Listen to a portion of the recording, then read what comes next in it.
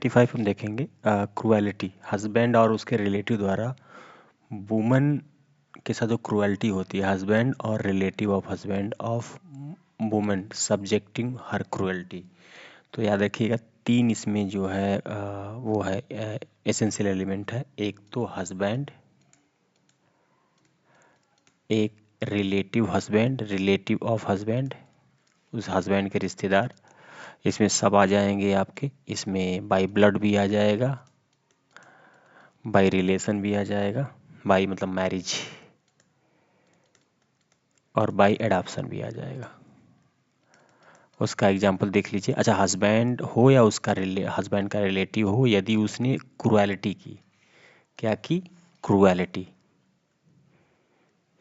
तो आप पे ए सेक्शन 85 लगेगा। ये 498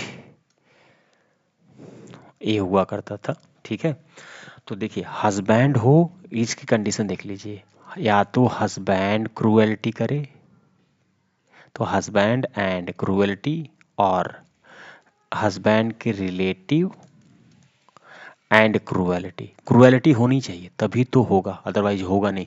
अच्छा, बाई ब्लड और मैरिज का मैं एक वो बताता हूँ एग्जाम्पल, जैसे चाचा और चाची। ठीक है, देखिए किसी का जो हस्बैंड होगा यदि उसका चाचा बाई ब्लड रिलेटिव होगा, और वो जो चाची है बाई मैरिज रिलेटिव होगी, तो चाचा और चाची दोनों हस्बैंड रिलेशन में आ जाएंगे। मामा और मामी, ठीक है, मामा उसका बाई ब्लड हो जाएगा और मामी उसका बाई मैरिज हो जाएगी। ठीक है, तो अब कह रहा है कि जो क्रुएलिटी होना एसेंशियल है, बट लिख रहा है कि every cruelty is not, every cruelty is not harassment under 498 ए। ठीक है, अब देखिए इसका कह रहा है कि अगर मान लीजिए ऐसी क्रुएलिटी है जो अनलॉफुल डिमांड हो, अनलॉफुल डिमांड, तो यदि कोई किसी लड़की से अनलॉफुल डिमांड किए जो कर रहे हैं आप, तो वो भी क्रुएलिटी के अंदर ही आएगा। इसके कुछ दो तीन केस लॉ हैं, मैं बहुत इंपॉर्टेंट है, मैं उसको आपको वन बाय वन बता देता हूँ। ठीक है, पहली तो रिलेटिव, रिलेटिव ऑफ हस्बैंड का एक केस लॉ है। इसका केस लॉ है आपका U Subetha versus state, U Subetha versus state. ये आपके वेयर एक्ट में दिया है, मैं कहीं अलग से नहीं बता रहा हूँ। 2009 का केस है ये। और इसके बाद क्रुएलिटी, क्रुएलिटी का केस लॉ है, जिसे कह रहा कि अपने वाइफ से 10,000 रुपये मांगना, कोई पे रेंट पे करने के लिए, इज ऑल्सो ए क्रुएलिटी। ये लॉफुल डिमांड है, अनलॉफुल नहीं है 10,000 मांगना, बट ये भी क्रुएलिटी के अंदर आएगा। और इसका केस लॉ है मोदिन शाह, कासिम शाह, कंचगर, स्टेट ऑफ कर्नाटका। ठीक है, मोदिन शाह,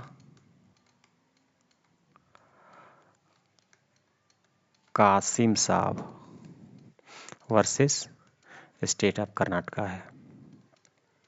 ठीक है, इसमें 10,000 रुपये मांगा था हस्बैंड जो है अपनी रेंट पे करने के लिए, तो वो भी आपको जो 498 ए को अट्रैक्ट करता है, या 85 ऑफ BNS को अट्रैक्ट करता है। ठीक है, अनलॉफुल हो गया। हाँ, और तीसरा ये है कि हाँ, कह रहा कि cruelty, every cruelty is not a harassment. इसका केस लॉ है state of Andhra versus Madhusudan Sao, state of Karnataka versus Madhusudan Sao. ठीक है, मधुसूदन राव, सॉरी राव, 2008 का केस है ये। कह रहा है कि every cruelty is not harassment. ठीक है, every cruelty is not a harassment, harassment under 85 of BNSS या 498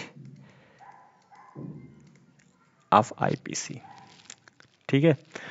अच्छा, एक चीज़ और है इसमें, जिसमें अच्छा क्रूएलिटी किस में डिफाइन की गई, क्रूएलिटी डिफाइन की गई है 86 में। ठीक है, उसको भी एक बार देख लीजिए, बट उसको मैं अलग से पढ़ाऊंगा आपको 80 क्रूएलिटी क्या होती है।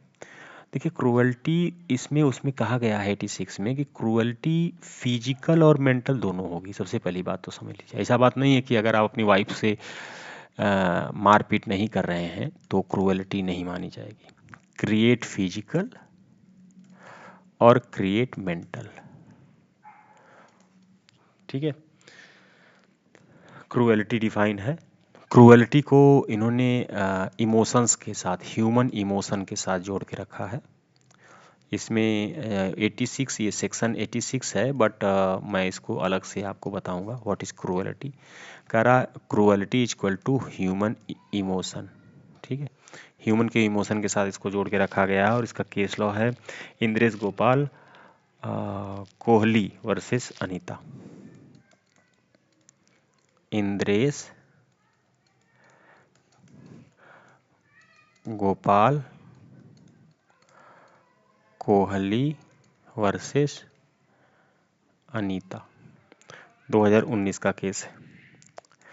अब कह रहा है क्रूएलिटी मेंटल भी होती है। यदि आपने मेंटली रूप से टॉर्चर करके वाइफ को हरास करके मार डाला उसके लिए डावरी के लिए, ठीक है, तो भी बाई हस्बैंड या हस्बैंड के रिलेटिव, तो उसको भी क्रूएलिटी के अंदर रखा जाएगा और जो 86 में डिफाइन होगा और यहाँ पे 85 अप्लाई हो जाएगा।